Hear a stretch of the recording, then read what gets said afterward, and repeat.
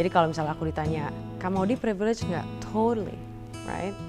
Aku ngerasa mau itu situasi tempat di mana aku lahir, resources yang aku dapatkan gitu ya, memiliki orang tua yang supportive tentang akademis aja itu privilege gitu kan sebenarnya. I will also say that apa yang aku ingin lakukan dengan privilege itu is a different question. Apakah aku juga akan terus santai-santai aja atau apakah aku akan memaksimalkan juga potensi itu? Oke, I have privilege, tapi paling enggak I have a choice to do something about it and to make the best use of it, or to not do anything about it. Dan aku mudah-mudahan sih memilih jalur yang pertama gitu.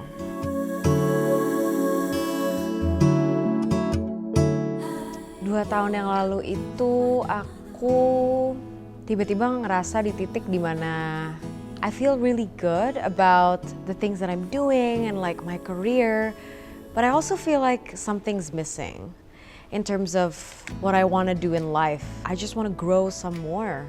That's what I needed at the time. Pada saat itu kejadian, itu tuh lagi seru-serunya gitu, kayak it was the second quarter, terus tiba-tiba pandemi terjadi, terus langsung lockdown, langsung kehidupan di kampus tuh yang tadinya kayak very vibrant, very alive, rame dan seru banget, tiba-tiba mati begitu aja gitu kan. Aku ingat banget itu satu quarter itu bener-bener aku nggak terlalu banyak ketemu temen-temen karena banyak yang pulang ke hometown masing-masing. International students juga takut untuk pulang ke negaranya masing-masing karena waktu itu masih nggak jelas ya travel rules-nya kayak gimana, takut nggak bisa kembali lagi ke sini. So it was a very lonely and a very confusing time. Dan kontras sekali pada saat bulan-bulan pertama aku masuk sekolah di sini. Di sisi lain, menurut aku pengalaman ini juga mendekatkan teman-teman aku dan aku ya. Maksudnya kelas kita tuh jadi ngerasa erat banget because we've gone through something as big as the pandemic during our time here. Jadi walaupun sangat mengecewakan dan sangat menyedihkan secara personal gitu ya, aku tetap ngerasa bahwa ya udah ini salah satu kesempatan untuk make the best out of the worst. Walaupun dengan pandemi pun, it definitely is, I think, the best 2 years of my life so far.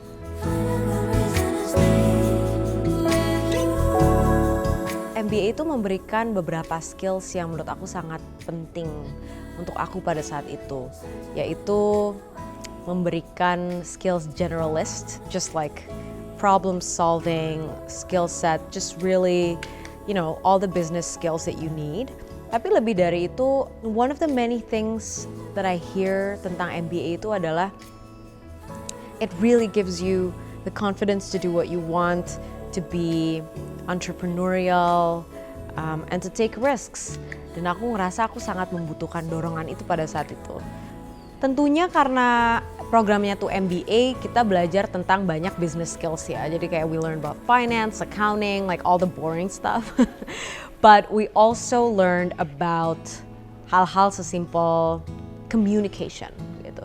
Ada satu kelas namanya Managing Growing Enterprises, dan kelas itu tuh benar-benar didesain untuk kita yang misalnya nanti one day akan running a company atau misalnya pengen start our own company. Jadi isi dari kelas itu tuh cuman role play. Gimana caranya negosiasi sama co-founder kita, gimana caranya kita menegur teammate ataupun anak buah dan lain-lain. Jadi itu semua tuh dilatih supaya kita punya best practices dan kita bisa menjadi leader yang lebih baik lagi. Dan itu yang paling aku nggak expect sebenarnya.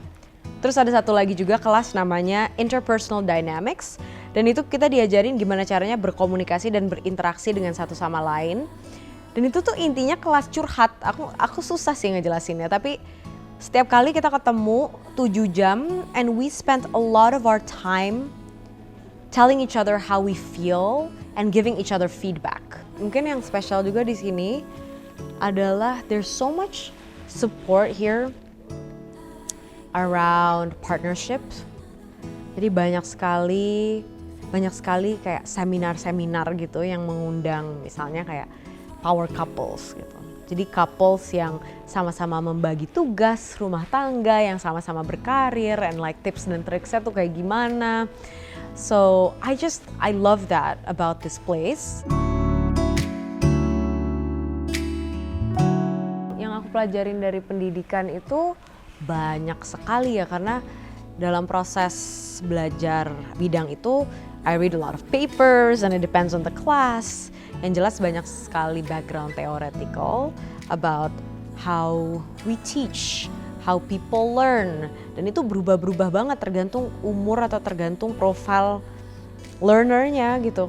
Aku ada kelas yang ngomongin early childhood, ada kelas yang ngomongin K-12, ada kelas yang mungkin lebih professional development, dan cara orang belajar atau cara orang mengajar itu berbeda sekali, dan best practices-nya juga berbeda-beda. So I learned about different perspectives, dan aku rasa itu akan akan berguna gitu tergantung apa yang aku kerjain nanti. Gitu.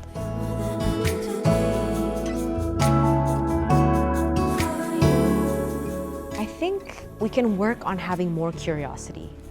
Kayaknya rasa ingin tahu dan keinginan untuk bertanya dan untuk crucially ya, menantang hal-hal yang sudah dipercayai atau yang taken for granted, itu kurang ada rasa ingin tahu itu gitu. Tentunya bagus ya untuk kita menerima budaya atau apa dengan apa adanya, but inovasi dan perubahan itu tercapai pada saat ada orang yang bertanya dan pada saat ada orang yang menantang. Dan itu menurut aku juga masih kurang dan benar-benar harus diasah ya. Dan dari generasi yang lebih tuanya juga harus menerima gitu pada saat ada tantangan tersebut, karena sebenarnya itu sehat gitu. So it's a teamwork.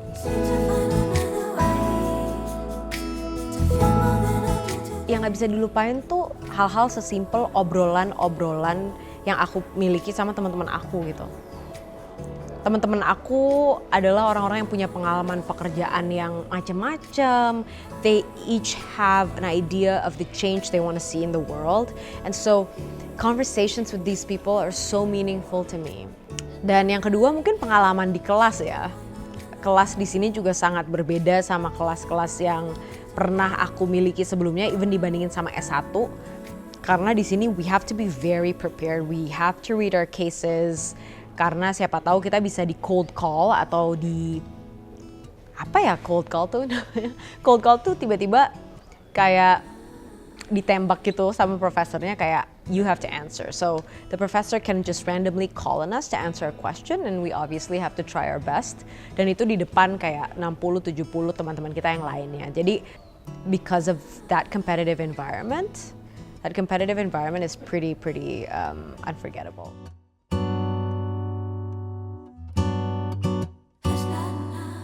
2 tahun yang lalu kayaknya aku akan menjawab yang pengen aku kejar itu adalah impact or like making a change in the world.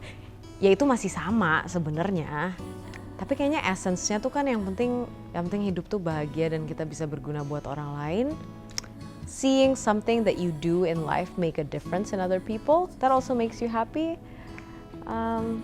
So I think what drives me sebenarnya ya kebahagiaan aja sih gitu.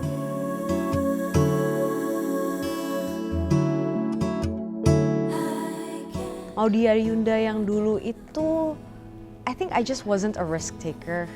I wasn't brave. Aku merasa dulu itu Maudia Ayunda pada saat dia membuat decision, it's driven by fear atau rasa takut gitu. And now it's driven by opportunity, it's driven by keberanian, driven by rasa ingin tahu gitu.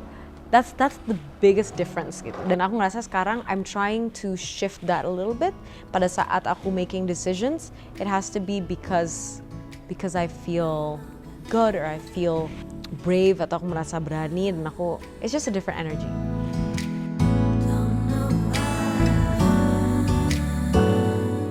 Kayaknya pada saat kita melihat seseorang dengan identity yang sama gitu ya, sesama perempuan, sesama apa, kalau kita ngelihat orang itu bisa dan kita melihat orang itu mampu, kita tuh jadi tergerak juga gitu. So I somehow think that it's my responsibility to take up roles, to be brave and to take up leadership positions, because maybe if I do that, there's going to be a girl in Indonesia who's going to be able to say to other people, tuh dia aja bisa gitu.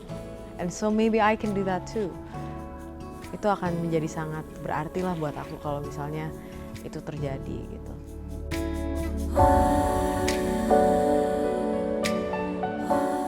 Setelah lulus, aku tentunya pengen melakukan sesuatu di bidang pendidikan, khususnya kombinasi bidang pendidikan dan juga entertainment untuk memberikan dampak yang positif ya untuk Indonesia. Bentuknya apa? I'm gonna be working on it, so I can't really share right now.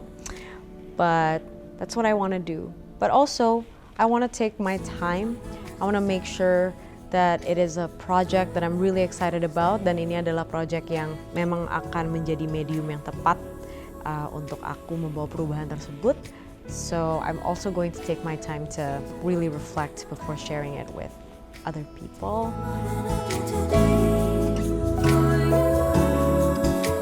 There will be a time that comes where things will be better, where things will be clearer. Gitu. Akan ada waktu kok yang akan datang di mana hal-hal itu akan menjadi lebih jelas dan semuanya akan menjadi baik-baik saja gitu.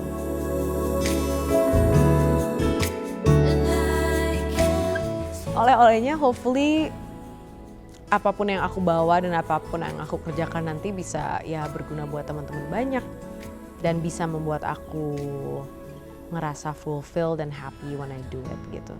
Kalau misalnya aku mendapatkan dua hal itu, di mana aku senang melakukan sesuatu dan juga itu memiliki impact yang positif, aku rasa that's the ultimate goal.